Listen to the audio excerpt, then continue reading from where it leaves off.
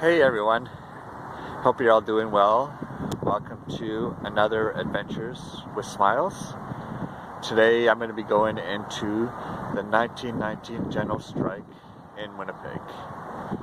Now there are many reasons that this strike did happen, and that had to do with wages didn't meet living costs, and the working conditions were horrible, and sickness within the community. So that's what started the 1919 general strike within the working class. Now the committee strike for the 1919 general strike was Helen Armstrong, Max Bloomberg, Sam Shiro. And in May of 1919, 30,000 people in Winnipeg walked off their jobs because the demands weren't met. And some of these jobs they walked off, and the main ones were metal manufacturing, the city workers like transit workers, the call girls called the hello girls, and also newspaper writers. Now this is one of the buildings behind me. It would have been a manufacturer building that people would have walked off of on that day in June.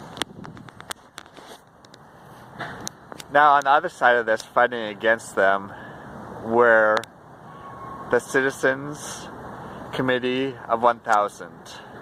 And they were definitely the elite part of Winnipeg, and like the millionaires in charge of all the businesses. And when you have the most money, you know, it's still like that nowadays. When you got the most money, you usually have the best say. So I'm going to take you now to the next part of where this story takes place. Now here I am at Winnipeg City Hall. Just give you guys a good view of what this is. Where that building that I just passed is where they have all the ministers meet, and then on this side of the building is where all the city administrations meet for doing all their projects. Now the Citizens Committee at the time, they organized the Justice Arthur Megan and Labour Minister Gideon Robertson to come from Ottawa to Winnipeg to help fight against the strike. And they were also supposed to meet with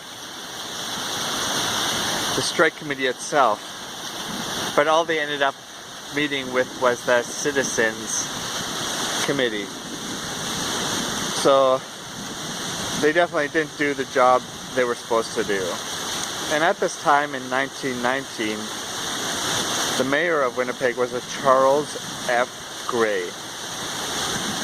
And this is when some of the most corrupt bills got passed in probably Canadian history, as they changed the Immigration Act to fight against British immigrants that were a part of the strike to be deported without any trial back to United Kingdom. And also, please tell me in comments below if you have ever heard of this in your city or states.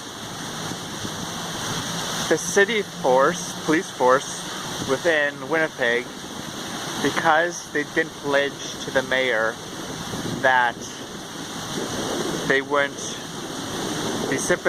join any sympathetic marches during the general strike, or communicate with any union people. The entire Winnipeg force was fired by the mayor at this time, and they hired new constables, which is absolutely crazy. Now the mayor hired instead constables, and they were allowed to carry those mini bats and also be able to carry on arms with them. And it's important to also point out that during this time,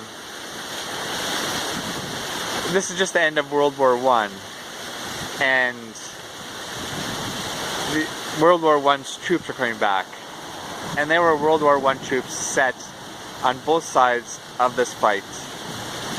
And one of the most famous ones was a Frederick Coppens. Just gonna show you guys who's making that noise behind me. It's a couple crows. Now he's really famous because he charged into a group of Union strikers and obviously tried to hit them with those mini baseball bats at the time. They used the clubs. He wasn't attacked in return, but it was written in all the newspapers at the time that he was attacked, and your classic case of propaganda for one side.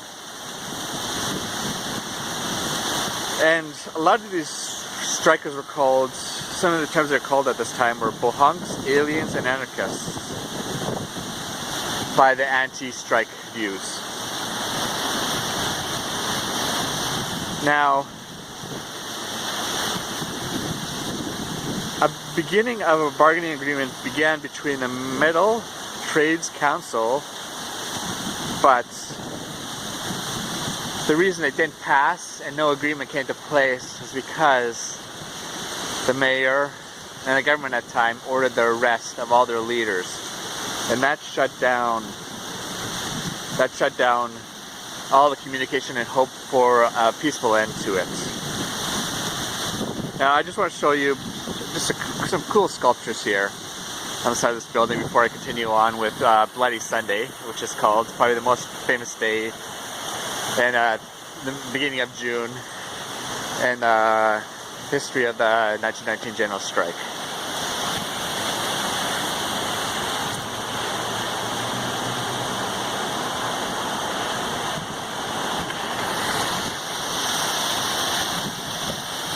Okay, I'm going to take you guys there right now to this next part. Now in front of me here is a replica of, on one of the days of protests, strikers tipped over a trolley car, and this is why this is in front of a playhouse for plays here in Winnipeg. Now, Bloody Sunday. The returning World War I troops on the striking side decided on doing a silent protest on this day and sitting down in front of City Hall. Now, the mayor of Winnipeg at the time ran out in front of them the new Riot Act, which gave permission to the Royal Mounted Police and the constables they had hired to use their mini baseball bats, and were given permission to use their weapons of fire on protesters. Now, 120 rounds were fired on protesters, and about 60 people were injured, 2 were killed, and 80 were arrested. That's just crazy.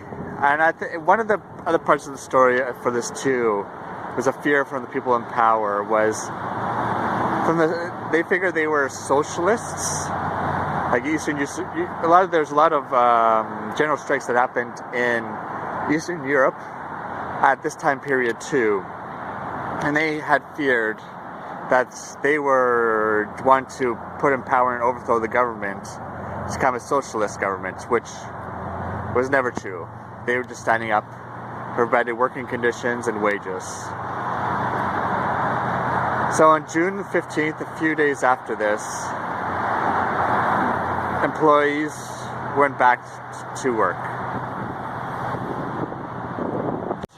Yeah, there definitely was not the best relationship between the city and workers for a very long time after that. And sadly, yeah, the strikers did get the thoughts in the people in power within the city to know that they wanted rights, and the seed had been put in there, but it took another 30 years before really unions were able to enforce laws and make better working conditions for Winnipeggers. And after this too, this inspired 35 other cities in Canada to stand up too for working rights.